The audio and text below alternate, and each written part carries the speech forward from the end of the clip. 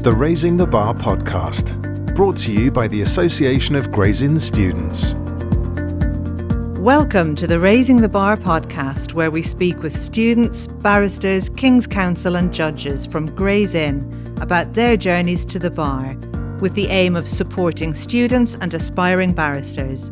This year, Raising the Bar recognises the anniversary of 100 years of women at the bar and shines a light on stories of impact, change and leadership in all its forms. I'm your host for Season 5, Nora Nana Yakara, a student member of Gray's Inn and a Baroness Hale Scholar. I hope our conversation and guests' advice help you on your journey to the bar, to explore how Gray's Inn can help you to achieve your potential. Welcome. Today we're recording a special episode for residential scholarship applicants. Gray's Inn offers a number of bar scholars the opportunity to live in the inn while studying. The inn allocates residential scholarships to those applicants awarded a bar scholarship who best meet the residential criteria. These are distinct from the bar scholarship merit criteria and are tested at interview. To help you prepare for your residential scholarship interview, I'm joined by current residential scholar Christian and have also gathered some tips and advice from Matty and CK. Welcome, Christian. Would you like to introduce yourself, please? Thank you, Nora. I'm Christian Barrow, a current residential scholar living here in Gray's Inn and studying at the University of Law. Thank you. Can you tell us a little bit about why you chose Gray's Inn, Christian? I chose Gray's Inn for two main reasons. One was having spoken to friends from a number of inns. The only person who really impressed on me a sense that their inn was unique and had some distinct positives was a current Gray's member who mentioned the fact that Gray's was a bit smaller and a bit more collegiate, and that appealed to me.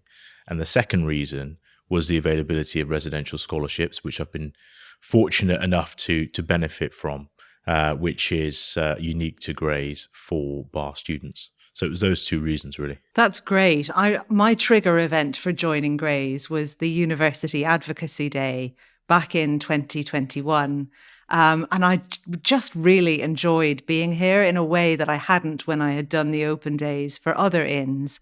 And at the end of the evening, some of the residential scholars came downstairs to join the advocacy day and mingle with the prospective students. And I just thought that was such a nice way to see and hear what life at the inn is really like. So perhaps we could talk a little bit about your application for the bar scholarship. Could you tell us maybe how you approached putting your application together? The academic scholarships for the bar course are subject to a series of merit assessment criteria. And fortunately, the process and the substance of those is very transparent. So it's available on the Gray's Inn website. And that really was my jumping off point. When you click on the scholarships link, it offers you the drop down to see what it is you're going to be tested on. There are 5 assessment criteria. And the way I approached applying for a scholarship was really seeing how I could best meet those 5 criteria in terms of the professional and academic experiences I've already had and what I could do between now and the end of the application process to sort of beef up my CV and meet more of those. So it was an exercise really in firstly breaking down what each of the criteria are. And if I just mention them briefly, they are academic ability, advocacy, drive and determination, problem solving, and motivation to succeed. And it required me to do a little bit of brainstorming. What experiences have I got? Which of those fit into those criteria, and how can I explain why an experience I've had demonstrates that I have, for example, drive and determination to practice at the bar, or how I'm an effective advocate either in written or oral form. So the transparency of the process means that preparing for it can be quite straightforward, so long as you look closely at the merit assessment criteria, draft your application in order to demonstrate that you can meet those criteria. It is not a box-ticking exercise in that regard, but it's also not a mysterious thing. It doesn't require any wizardry or any special knowledge that's not available to anyone else. And the way in which I went about it was largely pretty prosaic, just making sure I could meet those 5 criteria in what I was writing about myself. Thanks, Christian. And for the advocacy, did you have much advocacy experience at that point when you were putting together your application? I did. Everybody who applies for a scholarship will have different strengths and weaknesses, but advocacy was probably my greatest strength. I'd managed to accrue advocacy experience in a number of ways. So I had always, since secondary school, been really keen on debating and done a huge amount of competitive debating, both through school and university, and have acted as a trainer in schools at university levels. So on the purely debating side of advocacy, there was quite a lot to lean on. And I'd also volunteered with the Free Representation Unit. For those who don't know it, an excellent charity offering legal advocacy services in the social security and employment tribunals. I had undertaken some work with the Free Representation Unit in the employment tribunal, which had included examination in chief of my own clients, the cross-examination of 3 respondent witnesses on one occasion, as well as closing submissions to a judge. So I was able to both write about that in my application and speak about it at the interview stage. So my advocacy experience was quite comprehensive. It is not necessary to have that level of advocacy experience, of course, and you can still be very successful and get a very good scholarship without it. But that was my experience, and it was the real strength of my application. That sounds great. Yeah, I definitely didn't have that much advocacy experience at that time. I think my application was possibly stronger in other areas. So I had to lean quite heavily on advocacy that I would have done perhaps in my personal life, also discursive advocacy that I had relied on at work in terms of meetings that I had chaired or speeches that I had made. And those, I think, can also be leveraged, I suppose, to fit the merit criteria. So it's really about mapping, isn't it? It's about mapping what you have got against that merit criteria and making it work for you. Yeah, I fully agree. In the last month, I've been part of the scholarships Q&A panel, which we did over Zoom, and have subsequently had some contact from prospective scholars to the inn. And a question or a theme of a question I've had quite often is, does this thing that I've done, allow me to meet this criteria? And the answer is always, well, can you explain to me how it does? If I give one example, and I'll use it anonymously, Sure. So somebody mentioned to me about how they have got into stand-up comedy to help them become, a better orator, to be more confident speaking in front of people. And they asked me, is this a relevant thing to talk about? And my question was, well, can you explain how, it demonstrates your advocacy skills, or how it demonstrates your, your drive and determination or motivation to succeed? And the answer on all 3 was that this person could. I think a lot of people will overlook a lot of the experiences they've had because they don't look immediately legal or legal adjacent.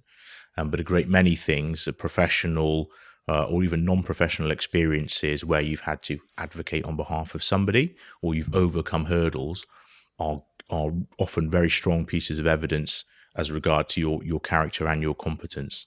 Absolutely. What a great example. One of the examples that I had used, I think, in another interview around persuading a skeptical audience was running a reading group at a school for children. And I can tell you now, when you faced down 30 skeptical faces of children who have no interest at all in reading the phonics book that you've brought with you, it really does prepare you quite well for developing arguments on all sorts of topics. So maybe if we turn then to the bar scholarship interview, and the first thing, if memory serves me right, that we're asked to deal with when we move into that panel room is a legal topic. And no doubt people looking forward to their interviews in the new year will be thinking, how can I prepare well for that legal topic? Do you have any advice for people listening who are trying to do that at the moment? I think there are 2 broad pieces of advice I'd give for somebody thinking about preparing themselves for the start of the interview, for the advocacy exercise. The first one is, within reason, being as widely read as you can regarding current live popular debates about the law.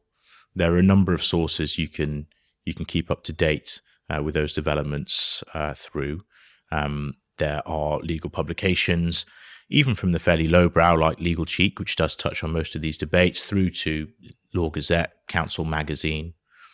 I found podcasts were really helpful. I'm an obsessive podcast listener. If I'm doing the ironing or the washing up or anything like that, I've always got a podcast on, and there are a great deal of really helpful ones. So Law in Action on Radio 4 is highly topical and will help you keep abreast of legal developments. And there are some excellent podcasts from, obviously, Gray's Inn, One Crown Office Row, and a number of others. If you just type in on Spotify, wherever you get your podcasts, law or legal, dozens of them come up. The value of keeping abreast of legal topics is that it is likely that at the start of your interview, the advocacy exercise will be on a current live legal debate. And it means that even if you don't have necessarily a huge amount of detail on it, you'll have an understanding of sort of what the arguments are on either side, or at least an understanding of what the problem is that's trying to be solved. And that can help you in your preparation. So the first point is trying to keep abreast of current legal developments and arguments. And the second point, I would say, is one in terms of your own preparation for the exercise itself. Now, everybody will want to prepare in different ways. The way I prepared for it was quite methodical. I asked my parents, actually, on each night of the week leading up to my interview, to set me a legal topic. Now, what a good idea. Yeah, I mean, my parents don't have much legal experience, but I sort of pointed them to a few, newspapers or websites they could get inspiration from. And at sort of, I think it was 8 p.m. each evening, they gave me a sentence and asked me to argue one way or the other for it. I had 15 minutes to prepare, and then I went and sat at the foot of their bed and gave my couple of minutes on it, and then they asked me a few follow-up questions. Now, none of the topics we spoke about came up, and their judicial intervention was maybe not that effective. But what I learned over the process of doing this probably 5 or 6 times was how to structure my preparation time. And after 3 or 4 goes, I realized very quickly that the first most important thing to do was to read the question carefully, to tease out what it was trying to ask of me. Then if I brainstormed my ideas, I could kind of get any worries or doubts about what I was going to say out of my head. And from that point onwards, it was about building a structure. In the last couple of minutes available to me, I tried to play devil's advocate and pick holes in my own argument to strengthen it. So whilst I didn't benefit in terms of answering a question which popped up in the interview, I developed a pretty robust method of how I was going to prepare for that part of the interview itself. So my second point would be using the time available before your interview to try to prepare, to develop a method, because you will be nervous when it comes to it. And having something tried and tested and structured that you can rely on in those 15 minutes beforehand will really help you do your best in the interview itself. Those are great tips. I love that idea of your 8 o'clock every evening, practicing your legal topics. That's great.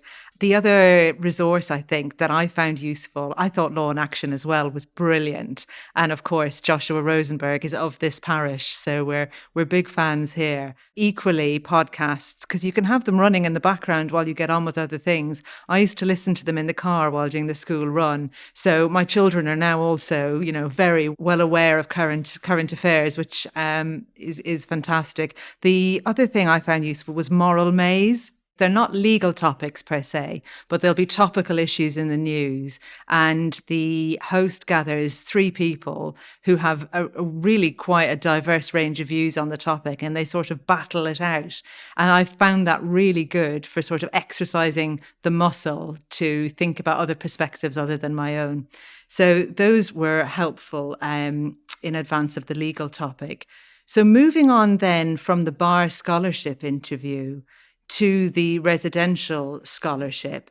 So is it after you've been informed that you're awarded the bar scholarship that you then need to think about the residential scholarship? Is that right? Yes, that's correct. Once you have been awarded a bar scholarship, you then become eligible to apply for a residential scholarship. So it's a 2-step process in that regard. You have to meet the initial hurdle of getting a bar scholarship before you can apply for a residential one. The process itself is similar in terms of there initially being a paper-based assessment, and then if selected, an oral interview. However, what differs are the criteria on which you're assessed. So whereas the bar scholarship criteria are based around your abilities as an advocate and your determination to succeed, the residential scholarship criteria are based around how you'll maximize the opportunity of being a residential scholar in terms of contributing to the inn itself, maximizing the professional opportunities as a result of being in the heart of legal London, how your learning and development during the bar course will benefit from being so proximate to where you're studying and where opportunities are, and finally, how academically you'll thrive as a result of the opportunity.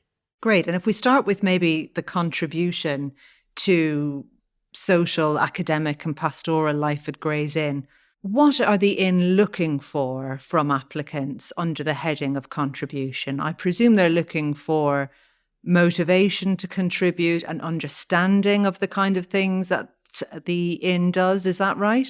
So yes, that's broadly correct. The inn are looking for an understanding of what are really the corollary duties for a residential scholar in terms of having been given this award and how they'd like to give something back to the inn, and also an understanding of the ways in which they can do that. There are a number of ways of contributing to the inn's activities. There are tours that the inn provides that you can volunteer on. There are more substantive and larger pieces of work you can take part in, including Vocalize, where members and students will go into prisons and help coach prisoners in debating.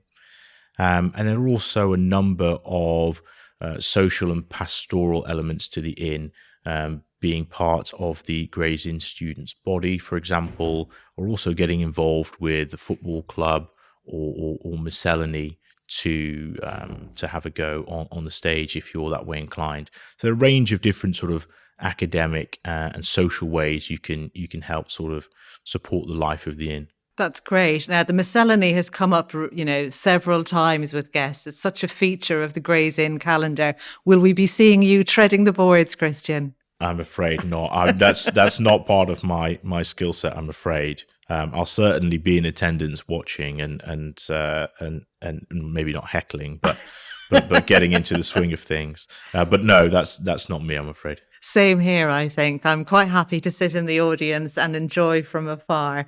And Vocalize, I've heard a lot about as well. I think that's such a great initiative from the inn. I think we'll have to do a separate episode on that. There's so much to talk about in terms of that programme. And now learning and development, in terms of the opportunities to learn about the profession while a residential scholar, what might applicants want to be including in their application to fulfill that requirement?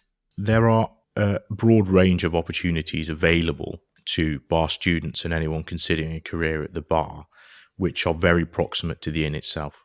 So the way in which you can demonstrate that you'll benefit from the learning and development opportunities afforded to you as a residential scholar are really by talking about the events and things that are relevant to the type of practice or to the types of legal interests you have. So there are a number of chambers really within a stone's throw of Gray's Inn that you might want to undertake a mini pupillage with. A huge number of chambers will also have pupillage events taking place throughout your first term studying the bar course. There are also other opportunities to attend advocacy events. There was one I saw at 3 Raymond Buildings, which is a couple of doors down from where some of the residential scholars live, hosting a day about advocacy and international crime, for example. So there are a real myriad of experiences available to you to help you develop as an advocate and as a potential barrister. And it's up to you as an individual to demonstrate how some or many of those are going to be of benefit to you if you're located in Gray's Inn and able to attend them more easily, and how you're going to take advantage of those opportunities to develop your skill set. A massive difference it must make to students living further afield who otherwise just wouldn't be able to justify, I presume, the expenditure required to come down to London for an evening or 2 evenings. And I know a lot of chambers run these events remotely now to try to improve access to them, but there's no replacement for being able to attend them in person easily. So if we move then onto the academic commitment criteria for residential scholars, expectations are clearly high. How can applicants persuade the panel that they would commit academically? Is it a matter of talking about past academic performance? Your past academic performance is really considered in the bar scholarship interview itself. So once you've been successful on that front, I think the Inn are probably persuaded that you have academic potential and that you've demonstrated your academic acumen. When it comes to the residential scholarship itself, I think academic commitment is more in relation to how the opportunity of the residential scholarship will allow you to flourish academically. So from my perspective, it was really about proximity to where I'll be studying.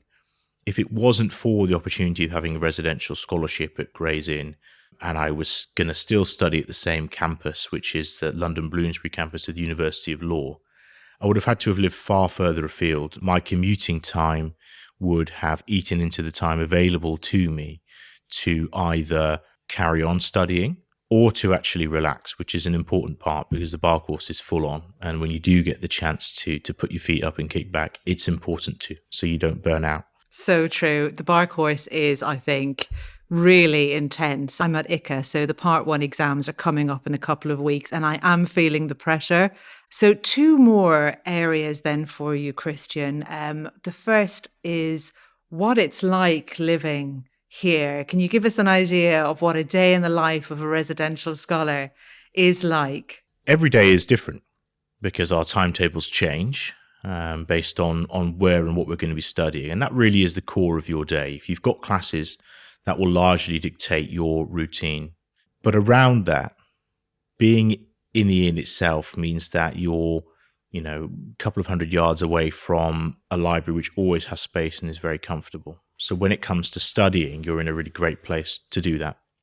If you have any other commitments in the evening, which are legal ones, they are likely to be on your doorstep as well. So your commuting time is going to be pretty short and it allows you to attend those sorts of things. I'm not sure what a typical day for all of the scholars is like. Mine is usually something like I will try to get up at a reasonable hour and get myself in the library to do some reading and some preparation for classes if I don't have classes to attend. But if I do have classes to attend, then they're usually in the morning. I'll try to use the afternoon period in the library to consolidate whatever I've learned for that day and to prepare for subsequent classes. And in terms of the community here at Gray's Inn, do you see a lot of the other residential scholars? Yes. So as well as having 2 flatmates who are residential scholars, there are another 11 of us. So there are 14 in total. And it is quite collegiate. We're mostly quite good friends, I think, and often rely on each other in WhatsApp groups for support and advice and understanding.